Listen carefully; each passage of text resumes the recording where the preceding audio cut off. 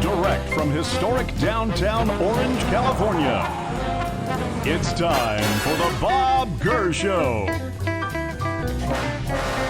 From undersea adventures to highways in the sky, he's done it all. And now, here's your host, the man, the myth, the Disney legend, Bob Gurr.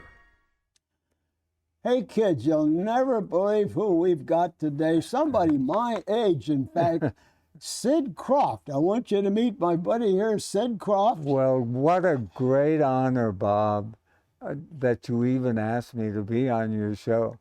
I mean, I know I'm 2 years older than you, but I've been following you my whole life, you know? Oh, I gosh. really have. Yeah. Well, we're going to have some fun. So, Thank you. And who is Sid Kroft? That's who you have well, somebody to. asked, who's Bob Gurr? You know, so okay. Oh, everybody knows who Bob Gurr is. The same bucket.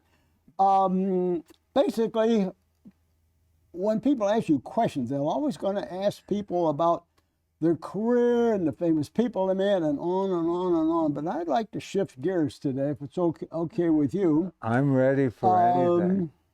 Let's pretend each of us have a wild career and we're completely different. You were a show business puppeteer from 12 years old, and I'm a car kid drawing cars in the 3rd grade and getting in trouble for that. And then we went off and we did all these things for all these years. And now today in our studio here, we sit here as two guys. We got so many memories, and there's so much stuff we'd like to share, and we get people ask us questions all the time. And here's the crazy thing. The era that we did our work in didn't have smartphones, the internet, and all that today. And guess what? You're on it, and I'm on it.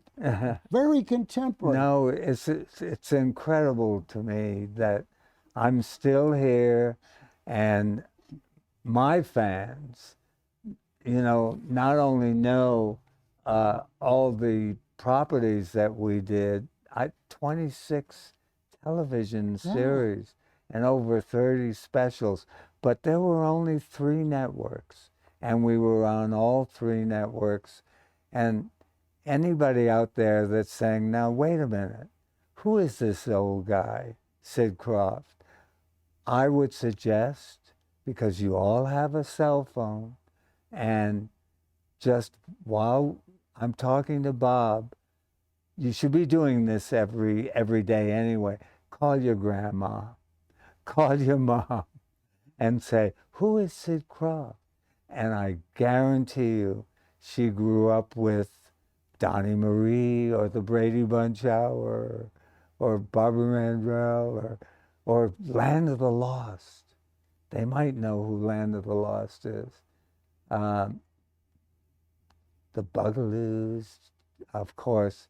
Our little tiny Mickey Mouse is H.R. Pufnstuf. Right, I remember Pufnstuf very well. Because Bob, the reason we got onto television, this is really interesting. I've been in this business for 83 years. Only one business I know, and that's show business. Yeah. And I think that I've worn so many hats in this business because I started as a street performer selling Christmas cards with my first little puppet that cost $3.95. And my family, they said, you're a boy, what are you doing playing with dolls? I mean, this is not what we want you to grow up. We want you to be a doctor or a lawyer. I said, no, I'm going to be a puppeteer. And they didn't even know what that word meant. And you're never going to make a living doing that. I came from a really poor family, and my dad wasn't even working when I was 10. And there's a big backstory to that, but I got to tell you, we only have an hour, and my life has been 83 years long, but we'll get to the good stuff. But see, what's very curious, people that I find they're very successful, somewhere between 3 years old and 5 years old, there were some little sparks, little things that happened that you don't quite remember, but they're still strong It little made bits. an impression. Yeah, didn't the it? little impressions. Somewhere you had some impressions that by the time you were 10, correct, he's Yes, correcting me. thank you for 10, correcting it. you did two things. You were creative. You saw some fantasy you could do on the street with something that was only $3 worth. And at the same time, you knew the value of an audience, that people could enjoy something that was sweet and cute and very human and very pleasant.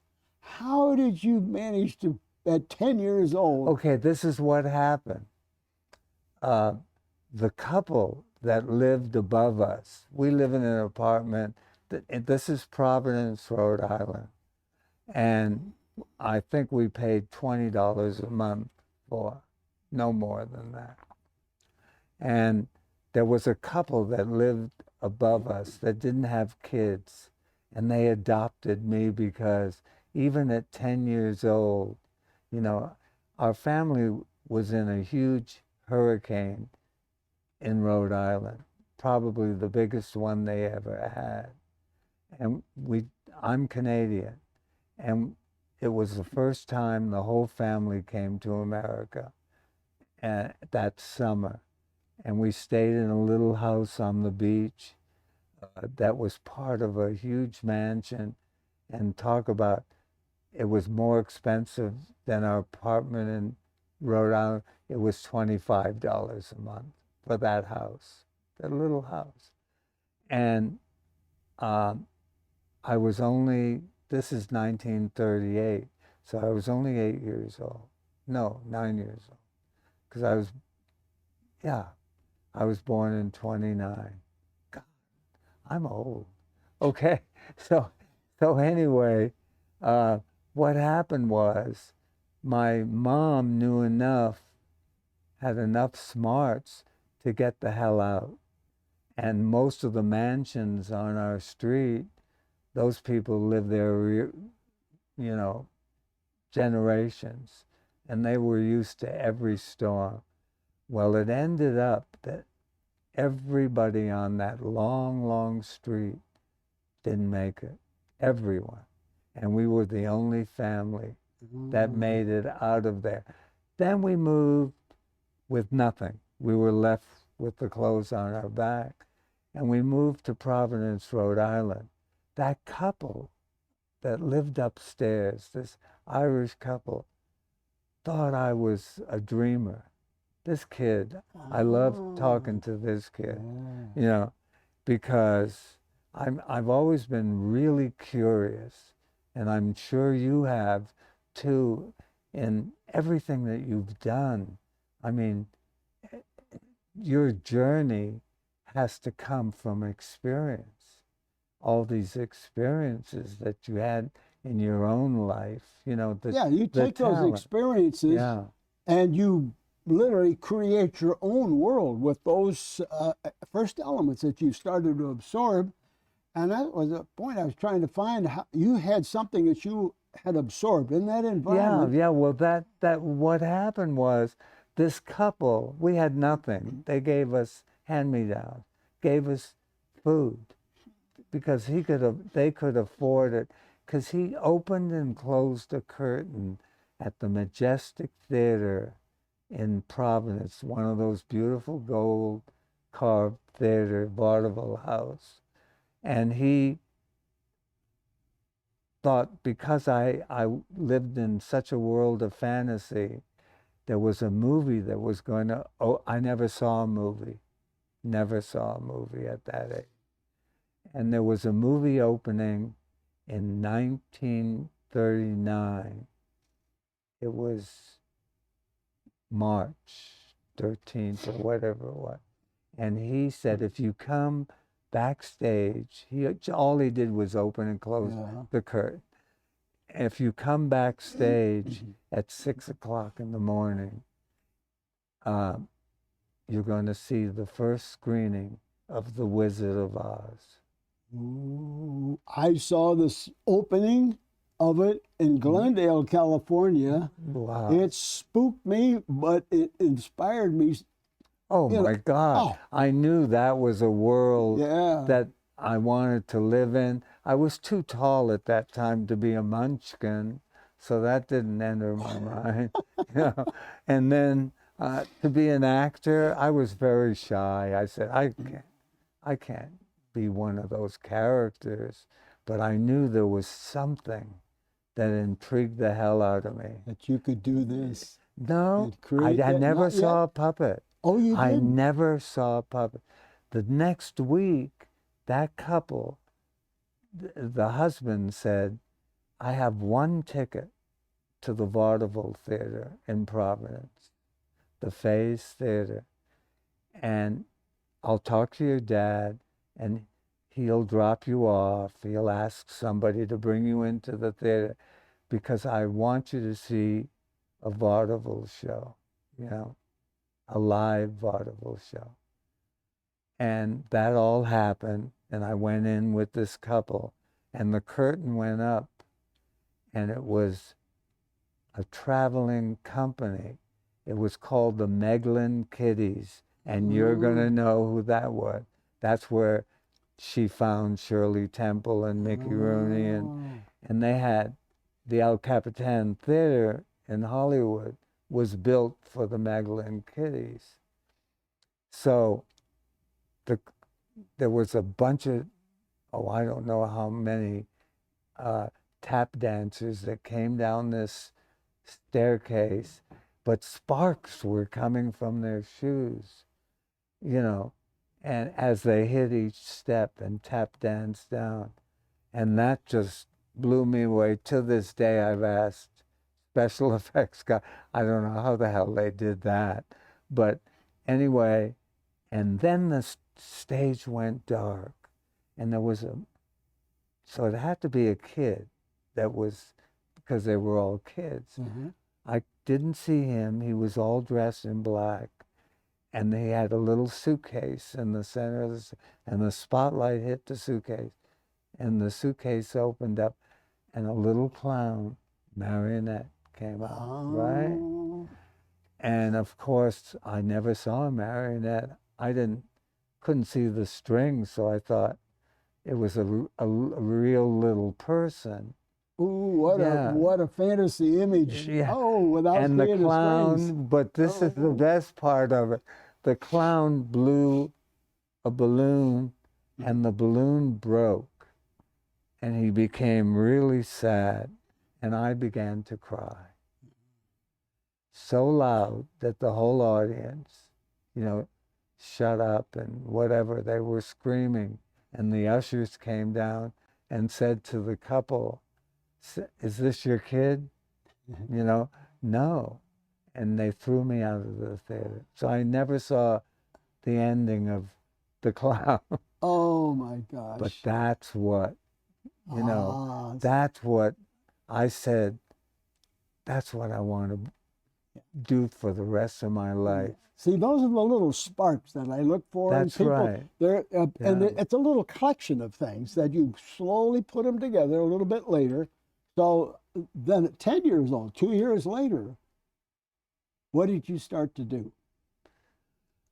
I got my first puppet.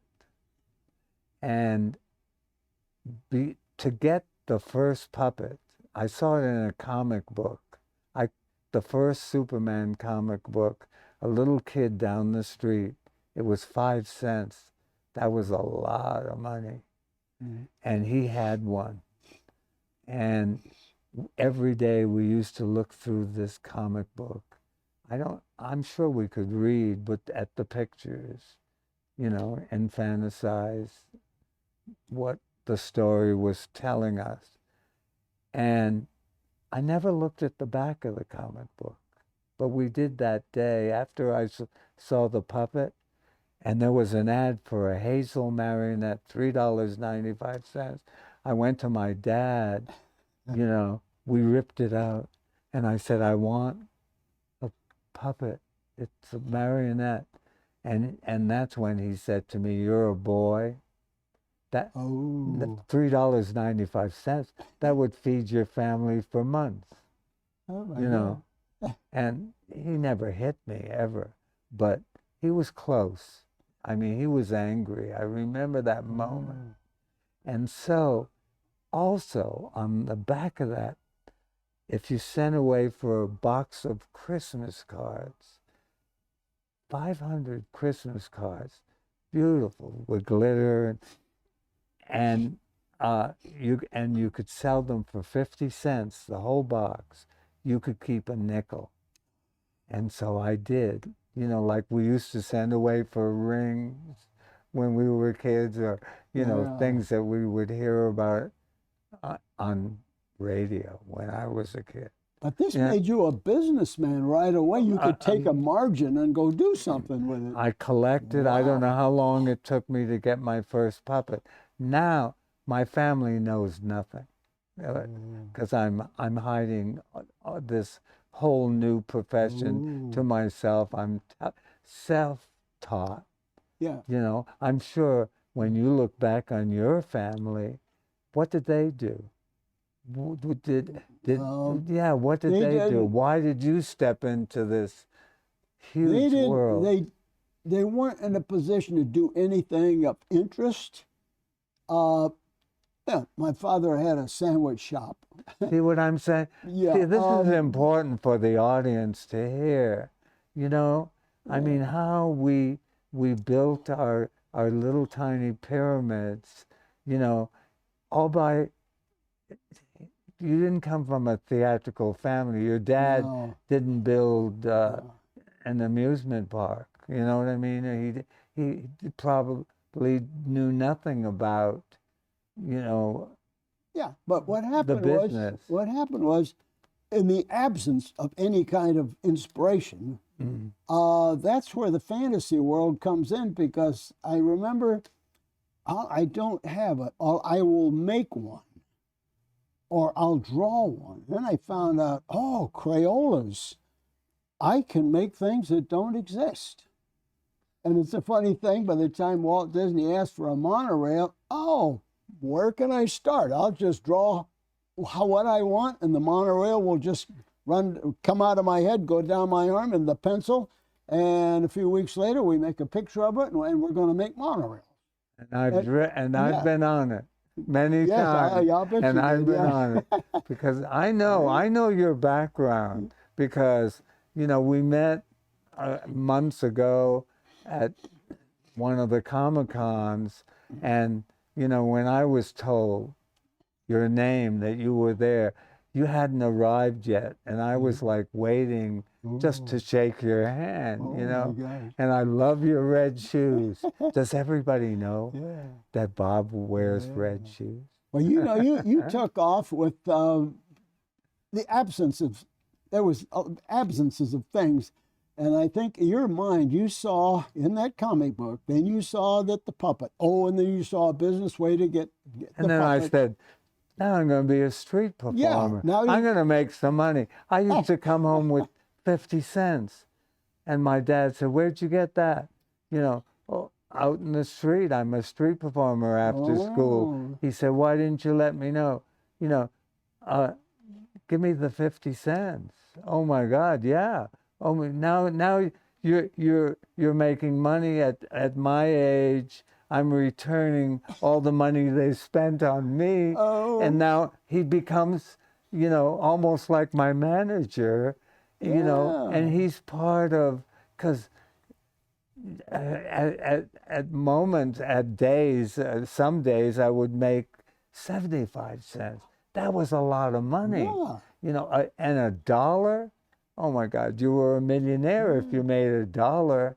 And so, and I alone, and you know, this is your show, but, and of course the audience wants to hear a lot of your stories too, but they really match in some way, don't they?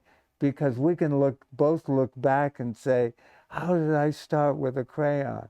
How did I start with a puppet? You know, and then I got a better puppet and a better puppet because my dad let me grow, because he saw, my God, maybe this kid's going to make a living with this, you know. Look at all 100 people standing watching this little skinny kid in the street. But I was given, that couple gave me a little Victrola wind-up.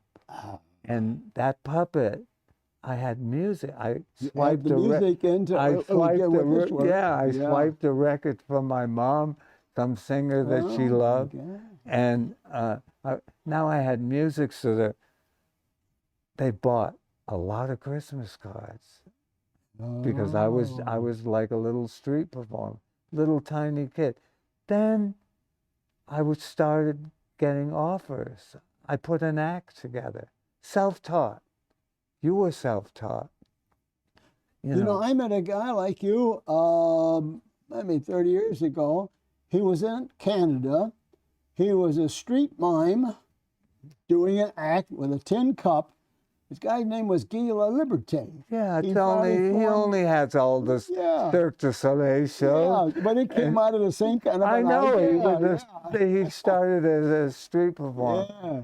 Okay, then I started working in vaudeville. And then even when I was 14 in burlesque, because I had a stripper marionette that was unbelievable. No one ever saw it. Sid was in vaudeville watching the burlesque shows. I saw a lot of TNA, I'll tell you. Oh, yeah. As a little kid, you know, naked women, you know, running around. But I wasn't allowed to take a bow because I was too young. Because I worked in black with a spotlight on my marionettes. They were 3 feet tall. And, you know, because they could raid the joint, you know. I mean, the women all had to have pasties or tassels. But they don't arrest the kids. Like you were all right. No, they would have. They would have shut down the. Those were the days when the police were always watching. If a pasty fell off, there'd be a raid. Yeah. Well, tell me again, how old were you exactly when you were in a burlesque show?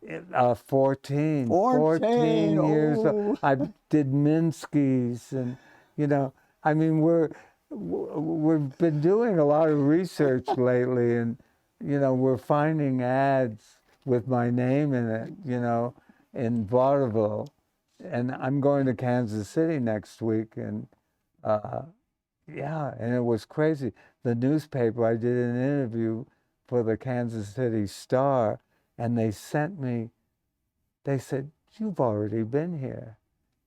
I said, I know I worked there with the Ringling Brothers. We're going to get to that. Barnum and Bailey Circus in 1947. But when did I work there? For 2 weeks. And they said in a big nightclub, and they sent me the ad. And God, I got big billing. It was, you know, it was insane. It was really insane just to see that, because my career has been so massive, just like yours. And I moved all over the world, you know. I'd get a review, send it home to my mom, and she'd say, "Oh, that's wonderful, you're my son," and toss it, I guess. So I never had copies of all of this, because my whole career has been, on a speed Well, train. you know, all the things that you and your brother did, you know, going up through the 50s, 60s in that area, you just kept expanding. You'd learn one thing. Ooh, there's more things I can learn, more things I can learn. And look at the expansive amount of entertainment you did. Well, it's because we did the banana splits first. And the banana splits is what got us into television. Wasn't our show, it was Hanna-Barbera. Right. I was working for Six Flags, all the Six Flag parks, because Coca-Cola had a 1,200-seat theater, and they wanted a huge puppet show, which I never did before. I only had my act. 25 minutes long, 10 to 12 performances a day. They wanted a puppet there in a new park that they were building in Atlanta. And then we were in all the Six Flags Park. And I'll tell you, it's a great story. And so before that, I mean, I've got so much to tell everybody, and we only have an hour. Before that, I toured with a lot of huge stars with my puppet act. I know I'm talking in circles, but I'll get around, and because I do remember where I'm going with this. I did the first national tour of the biggest star in the world as her opening act, Judy Garland. The first movie I saw, and Judy Garland is going on a tour, and we're going to open in Las Vegas at the Flamingo Hotel. A puppet act. How old were you then? A puppet. 1957. No, I was already an old man. Kelly, how old was I in 57? Well, here I quit school when I was 15. No, I'm only 2 years younger than you. I know, 57. I'd be like 23, so you were like 25. 25 years old. But a puppet, come on. There's 100 million zillion acts out there, show-stopping acts in the world. And for her to choose me, I played the Hollywood Bowl with my puppet act and the symphony orchestra. I mean, it was insane. Okay, but I don't know where I'm going because with this story, because we were talking about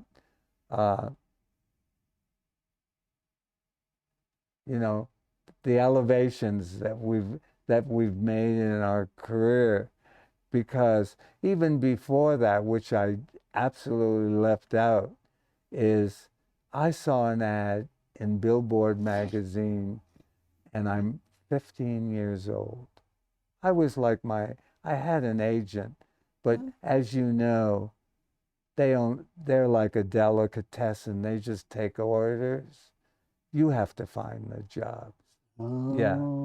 I was with the William Morris office and all the offices, but they don't get your job. You get it. They didn't get me Judy Garland. It was Jack Benny that saw me in a show in London.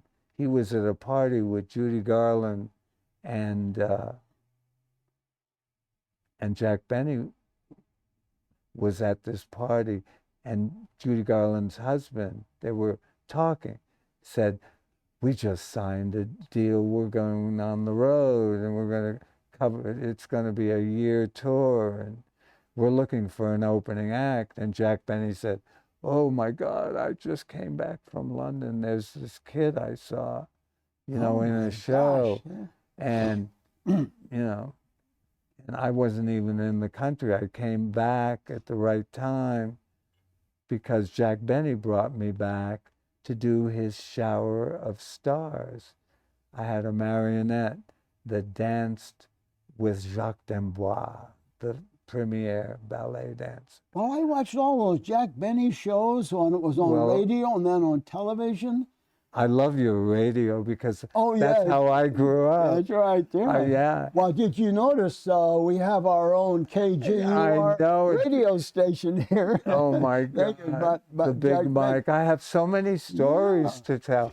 So anyway, just to get back to getting your own jobs, Billboard magazine used to be circuses and carnivals, not music, years ago.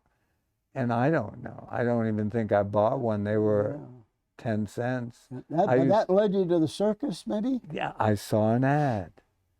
They were in Madison Square Garden ready to open, and it said they were looking for a novelty act to tour the country in the sideshow. I never saw a circus.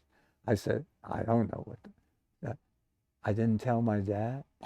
My dad was my manager at that point. Wow. And I went and auditioned down in the basement, Madison Square Garden.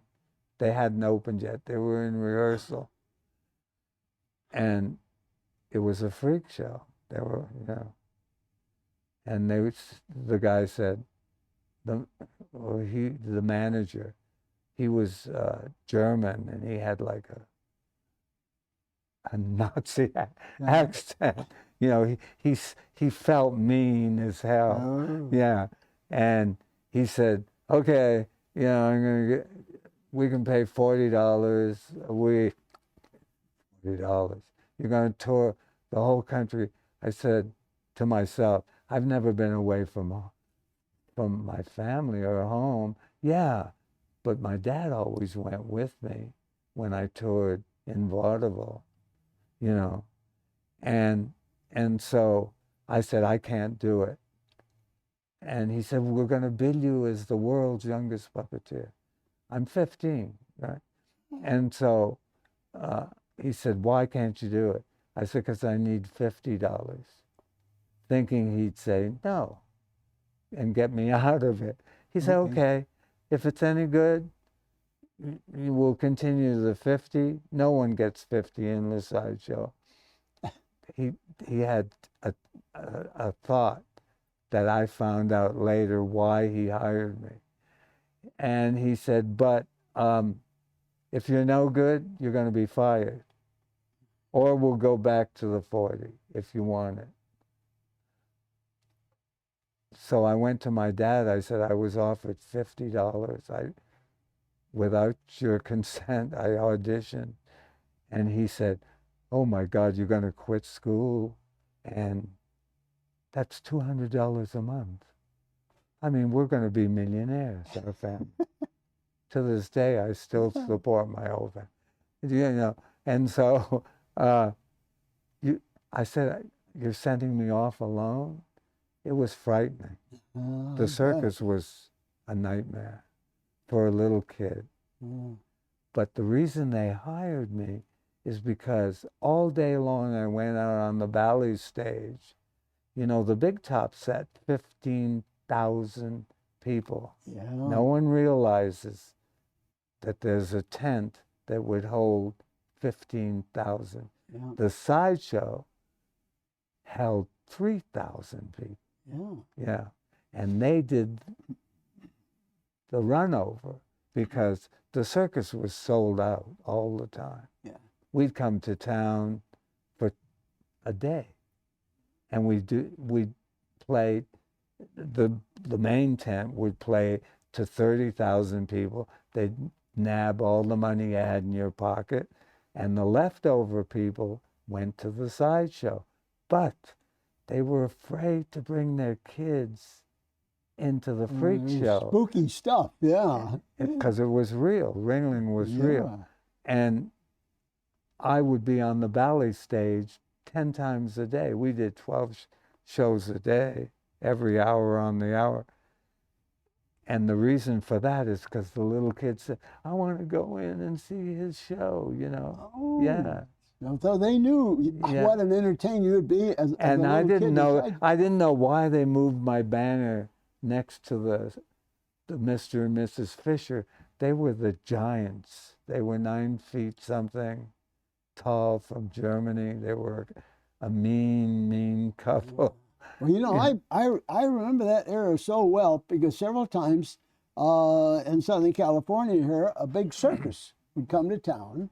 You know, elephants. I was on a train. 50 we had. 50. Yeah, and but my father would take me occasionally, but I think my father was more entertained by some of the freaky ladies in the sideshow rather than the main show. So I wound up being walked through sideshows. Maybe I saw you. Oh, I'm sure you did. We played. I quit on the first season. I couldn't make it. It was 9 months because I saw murder and I was a kid. And, you know, they don't want the police and they bury them right in where the trains are. And, I mean, it was frightening. And the sideshow had nothing to do with the big top. You were not allowed to ever talk to them or go over to the big top. The big top never could talk to the freaks because we had our own bus that took us from the train, and we ate in our own cookhouse. Oh. There were 3 cookhouses: Big Top, Sideshow, and the Blacks. And you were definitely not allowed to ever have any conversation with the Black. I never knew that about It was circuses. frightening. See, Jenny Walenda, remember the Walendas? Oh yes. Yeah, that was the big act. And Jenny was 15, same age, 15 years old when she joined her family. So that's the first year I was too. And the little people, the Dahl family in the sideshow came from Germany. The Walendas came from Germany, and they told her she was really lonely because there are no kids allowed, to travel, because it's a hard life. They give you 2 buckets, and one's for drinking water, the other one to wash your clothes, and take a bath under your stage. And so Jenny used to sneak over because the little Dahl family, which you'll know the Dahl family because they were in The Wizard of Oz. They were tiny, little people. And Harry Dahl sang, "I offer you a lollipop." That's Harry Dahl, yeah. And so they were in the Ringling Brothers Circus for many, many years. Well, Sid, I got to interrupt. Yeah. You have no idea what the thrill I'm getting listening to the life I only saw on the face of it as I was growing up, only 2 years behind Sid. This is utterly fascinating. Maybe I don't need to ask any more questions. I'm just going to keep listening here. Well, no, I'm sorry. I apologize because Kelly, who is here with me today, she's been with me a long time, and she produces my Instagram. By the way, is this my camera? This is your audience. You have Is that an my audience. Okay. Yeah, we have By the way, famous people over there watching the show. Okay. Every Sunday at 3 o'clock, I'm on Instagram, and I've been on for 4 years. I don't know how the hell I do it. I'm really shy. And when Kelly made me do it, after we got our star on the Walk of Fame, it was the last star before this terrible disease hit the world that was given up, and 2,000 people showed up. 2,000. I mean, big stars get, 300 or whatever. Even the Chamber of Commerce said they never saw anything like it. 2,000. They were around the block. I don't know why they came. Oh, yes. I'll tell you why they came. No. They watched you on television for a long, long time. They grew it was up. part of their They life grew was up. they were little kids. They grew up, and it meant a lot to them. Yeah. Yeah. I mean, they took all the characters with them.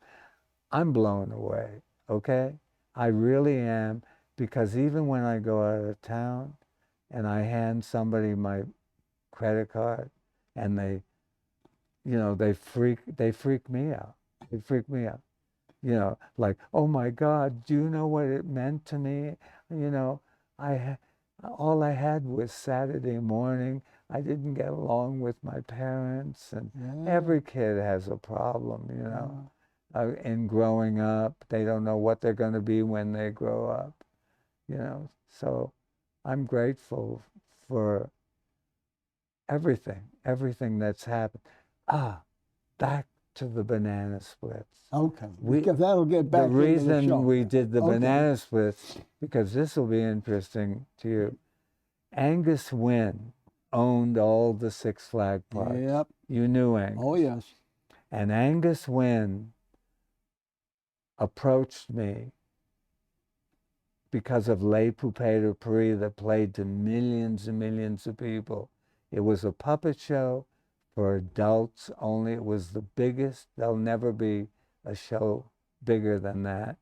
Les Poupées de Paris was a TNA, tits and ass show, if I'm allowed to say that. Yeah. Bleep it, bleep it. And it was because I played the Lido in Paris and the Folies Bergère. So when I was with Judy Garland and we played we did play the Fontainebleau in Miami hotel. That was the last engagement. But when we were in Vegas, oh, what hotel, Kelly? In Vegas, I went blank. I do have senior moments. Okay. So anyway, I think I mentioned it earlier. Yeah, you and I are together on that one. Yeah. Oh, yeah. Just a moment. Well, how can I don't know how big my brain is. It can't be big. It's just as big as all of. Well, there's so many pieces floating around. Remember? You got to collect. How can I remember everybody's name and the Flamingo Hotel, the maitre d'.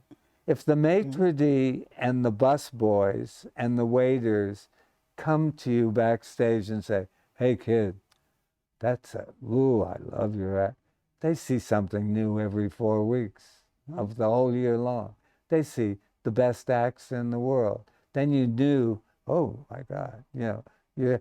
Yeah. Okay, so anyway. Yeah, that verifies what you're doing makes sense, and it's something because you already know that people like, particularly what you just said. You have a paying audience, but you have workers coming in. Oh, they're the most door. important. Yeah, they truly will give you the truth. Oh yeah, and when in vaudeville, when an usher comes backstage and says, "I've never seen anything like this," Yeah. And yeah. That was cool.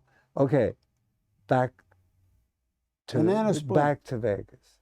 Oh, Vegas. Yeah, let me finish. Okay. Because I'm sorry, but it will lead into your question. Okay. You know how I got into television.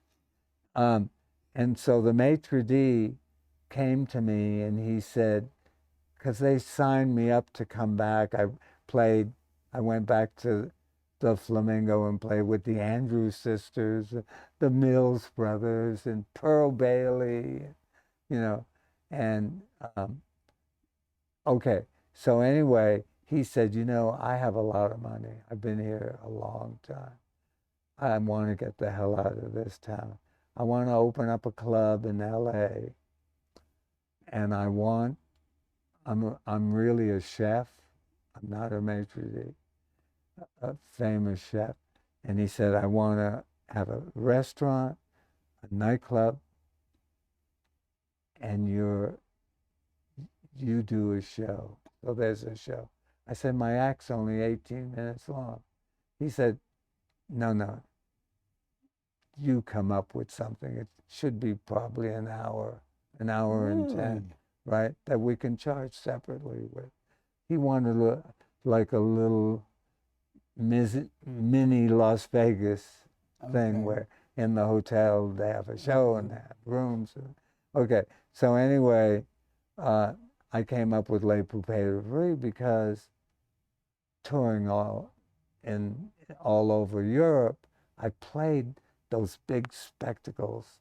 And Les Poupées de Paris, I told you earlier, it took 3 months to install. It was like huge production, huge. It had waterfall. The stage turned to ice, real.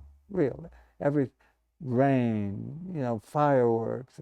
It had all the effects. Things happened over your head in the walls of the theater. It was environmental theater.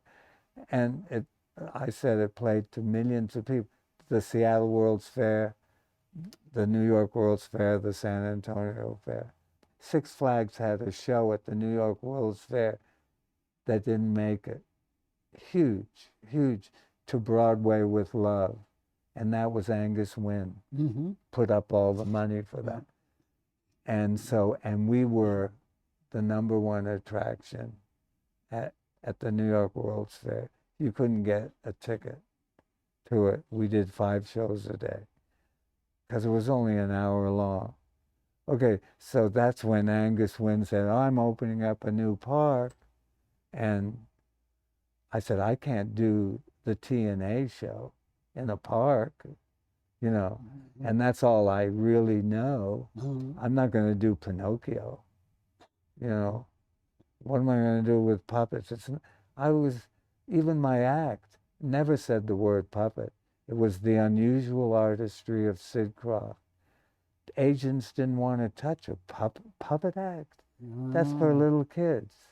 It's like just like your father said, yes. Yeah, Okay, and right. like David Copperfield, you know, he started as a ventriloquist, and he took magic, which used to be in your backyard at a birthday party, and he brought it to the adult world, and that was my vision for taking puppets in. Puppets had never been in the adult world. There was nothing dirty. It was just a gimmick. You had to be 21 to see Les Poupées. At the New York World's Fair, they made us cover the breasts of all the showgirls and everything up until 5 o'clock so that kids could come and see it, right? And then it was hysterical. At 5 o'clock, all the breasts became exposed. Okay, I mean, so after 5 it really starts. Huh? It really started, the hot stuff. Yeah. Okay. So anyway, and we were really cranking. We were doing well, all the Six Flags parks. Then Angus Wynne one day said to me out at the park, because the puppet show, people were standing in line 4 or 5 hours, you know, to get to the next show. And they're kids, they want to get on the rides. They don't want to see a stupid puppet show.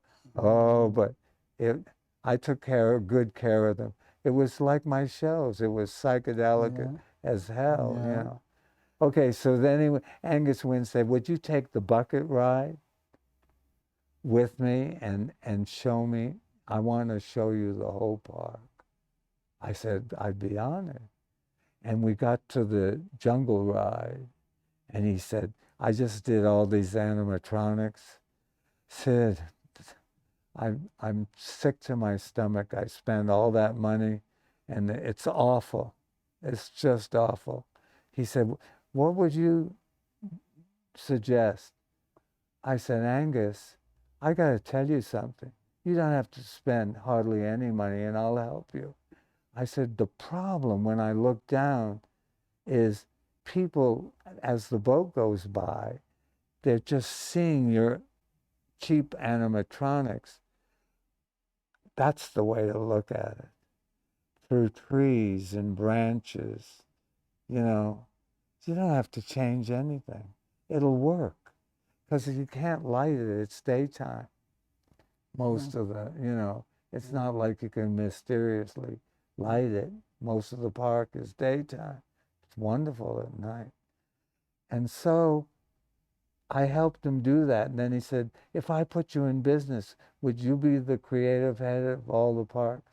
I said, I've never done anything like that. The rides, you want me to? So then they financed it behind the Burbank Airport. It was called the Show Business Factory. We had 250 people. It was a mini Disney operation. I remember being there in Burbank. Well, Roy came in Disney and did Disney on Parade. We built both of them. And we all actually, before we did Disney on Parade, we built a few of the electric parade floats in our show business. For Disney Main Street Electrical. Yeah, working with Don Dorsey. Yeah. And you know, they farmed it out because there were so many floats in it. And because after I delivered all the stuff to Angus Wynne, the parks opened in April, I didn't want to let anybody go. We had a lot of people from Disney. Everybody loved working with me because I'm insane. Well, it turns I'm out you totally were a insane. manufacturer of theme park equipment Yeah. from the time that you were looking at something for $3 to get started. Look at that. What a pack. Excuse me. Yeah, so that's how all that started. But I got to tell you the best Disney story ever. And I give him all the credit. We just opened our Les Poupées de Paris at the Seattle World's Fair. We came back to do, it wasn't Johnny Carson yet, it was Jack Parr, to do the Jack Parr show. We're in operation in Seattle, and it became, I mean, it was insane. So we came back, and we were having lunch at the Polo Lounge with Tony Martin and Sid Charisse. Because I toured with Tony, his act. I was the opening. Yeah. Oh, we played Vegas so many times and everywhere else. And Sid would sometimes be in his act. Sitting at the next table at the Polo Lounge for lunch is Walt Disney. He was there with a few other people. And I was just shaking, right? When I was 10, I wrote him a letter and he answered me when I was 10. And that's a whole other story too. Okay, asking him permission if I could do Pinocchio with puppets. And he said,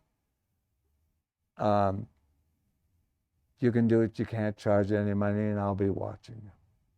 What a kind comment, but it's at the I'll same be time watching. a business decision. Well, yeah. Okay, so anyway, he gets up to say hello to Sid and Tony. Of course, he knew them. And they introduce my brother and myself. Because Les Poupées de Paris said, the world of, the Kroft, the world famous Kroft Theater presents. Because it's always, everything's been Sid Kroft, period. And when I was near the end of the tour with Judy Garland, I lost my assistant. And I thought, you know, I didn't grow up with Marty, but I thought, he's my brother. So I'm going to ask him, because in his yearbook, his high school yearbook, he said, when I grow up, I want to be like my brother Sid and be a puppeteer. He knew nothing about it. And I want to change my name to Kroft, which he never even asked me. He could do, and he did. And so what happened was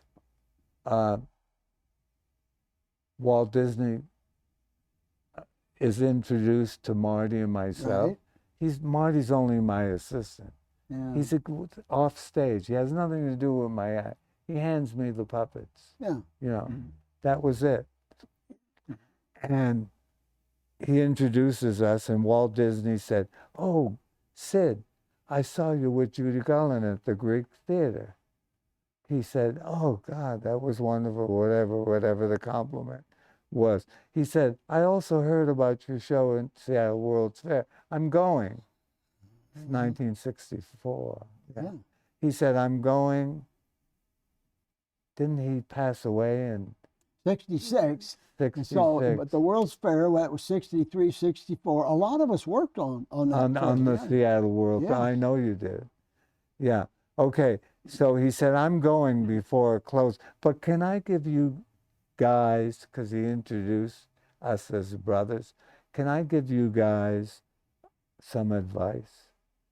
And I, looked at my brother, and I, I was peeing in my pants, And so Walt Disney said, "Should always put your name above everything that you create, because someday it's going to be worth something." Right? So I go to that day, I called the publicist that was handling Label Greater Free, Bill Waters, huge, here in LA. And I said, I just met Walt Disney. I can't believe it. You know, I have a letter from him, but I'm a kid, I'm 10. You know, oh my God. And you know what he said?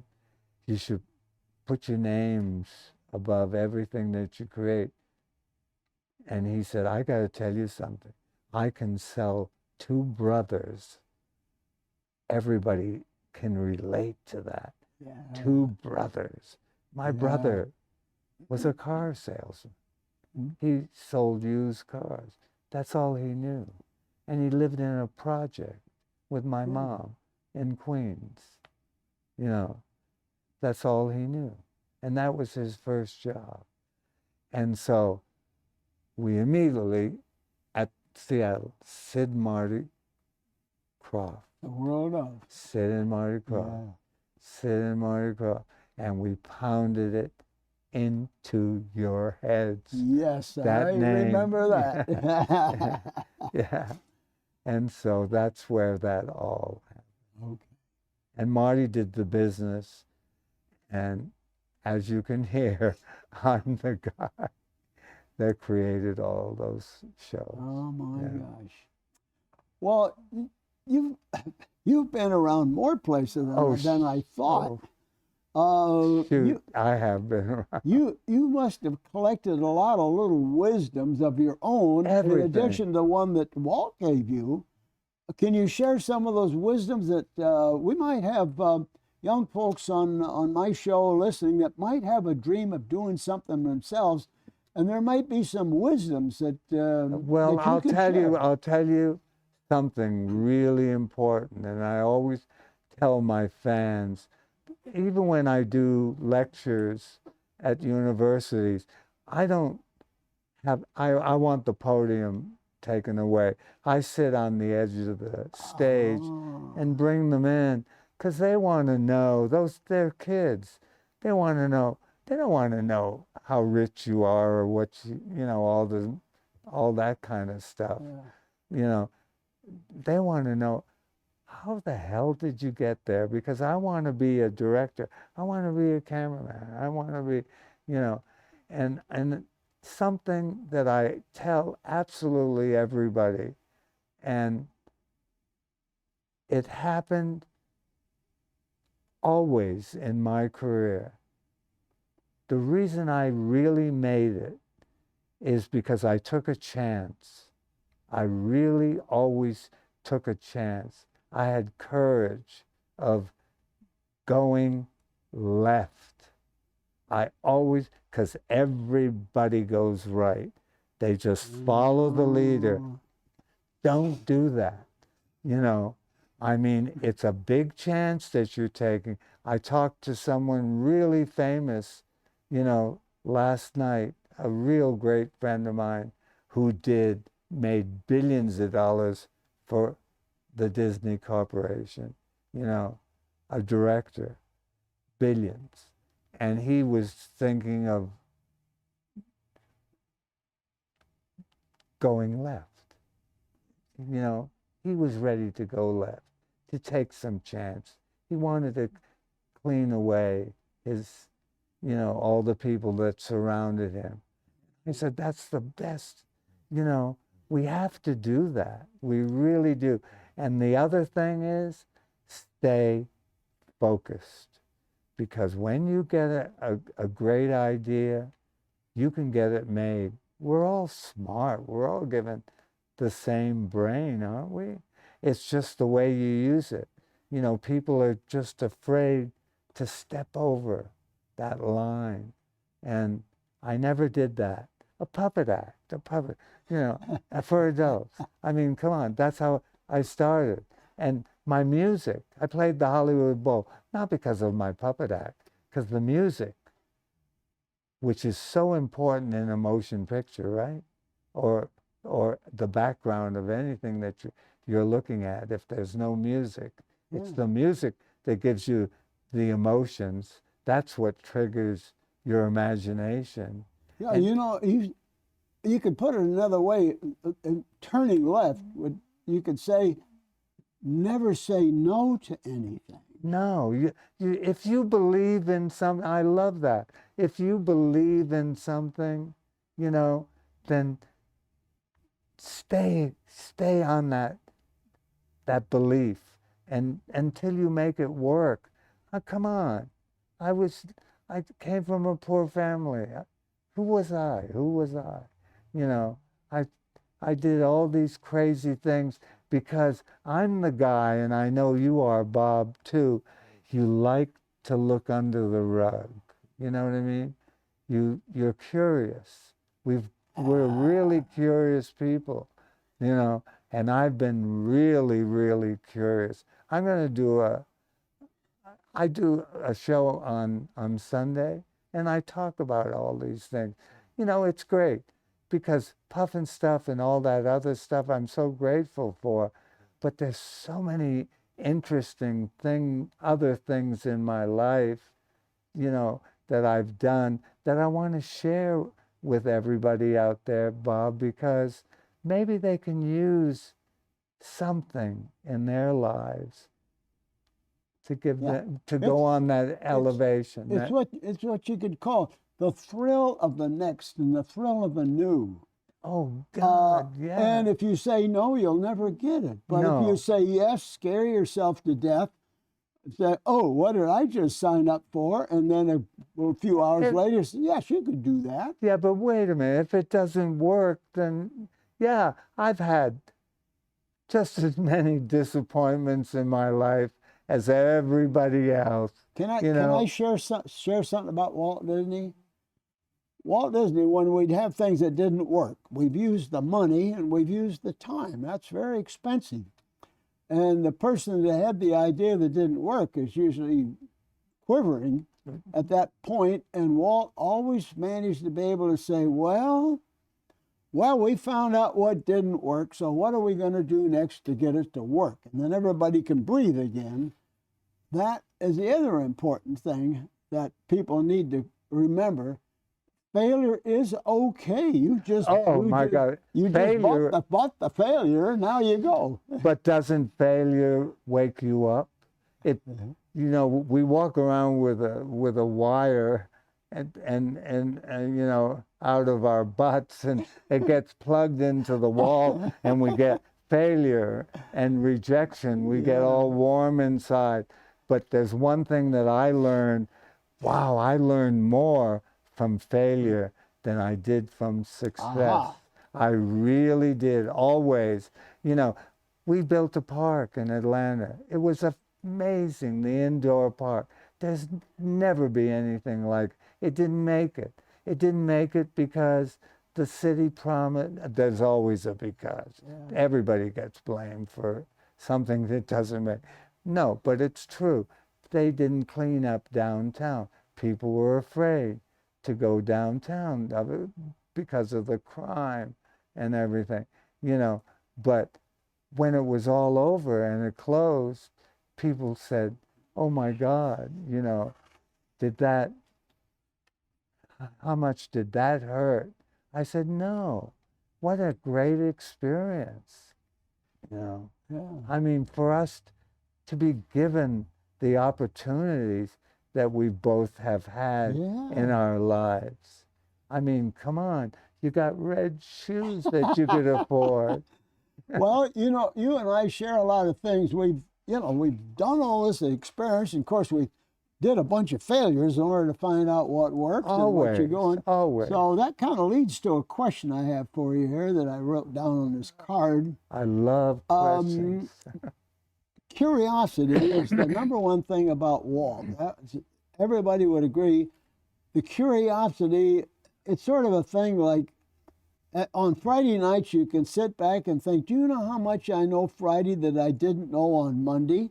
Because the curiosity is an automatic thing. You're just soaking up everything. Everything you told me, you were unafraid to soak up everything on that path. And now we're both here chatting on the couch about this thing. So with your curiosity, and you're always wanting to know, I have a question. What do you see yourself doing next? I'm working on a huge, I never stop. Every day that I wake up in the morning, I thank everybody. You know, I'm so thankful for you all allowing me, you know, to talk to you. I'm so grateful for what you gave me. It's the fans, right, Yeah. that give us all those hundreds of millions of people that came to the park and enjoyed what you did. Can you imagine? Can you imagine? Maybe not even knowing. Of course they know because of your name, you know, that all the magical things that you did. Wow. And then you say Sid and Marty Kroft today to anybody who's even younger than us, they know exactly what that meant because it's in their lives because they watched it and enjoyed it so much. I hope so. Yeah. I always think we go to Comic-Con for the last 50 years in San Diego to do a panel. And every time I come out, I go, it scares me to death to come back here every year. Here you are again. They're all adults. Standing against the wall, you're going to hear the same stuff, the same story. I never talk about my career. This is brand new because they come because of Puff and stuff and, you know, and all the Electra Woman and Dinah Girl and all those things that we did, you know, the variety shows, and that's all they know. And it was Kelly, remember that name? Because when we do our shows, Kelly also is my sidekick, you know, and we make a great team, you know. And so she knows so much about me, and she has great questions just the way you have, you know, to ask me. But whatever. Yeah. Well, I was so intrigued. You know, some of my fans know me as, oh, I do mechanical stuff. What in the world am I doing at Comic-Con? And I'm signing at a desk next to Sid. Yeah, but wait, you had a huge line, and I had 3 people. I have an audience here today. 3 people. Yeah. 3 people. I ask Kelly all the time, Kelly, how many people are watching us today on air? And she says 3. We're going to do a podcast. We're ready to start a podcast. Okay, well, I'm going to be competition for you. Yeah, I know. Here's get the boxing gloves. Don't believe what Sid just told you about Comic-Con. I watch people coming and going, and they would look and say, Sid Kroft, oh my God, he's still here? And then they said, like, are you still alive? Yeah. That's what they got the same thing. I didn't know you were still alive. Yes, folks, we are both still alive, and we're doing more doggone stuff. Okay, kids, can you imagine? Listen, never feel sorry for people getting old. I'll tell you, we're the ones that are having the most fun, I assure you. See you next time on the Bob Gurr Show.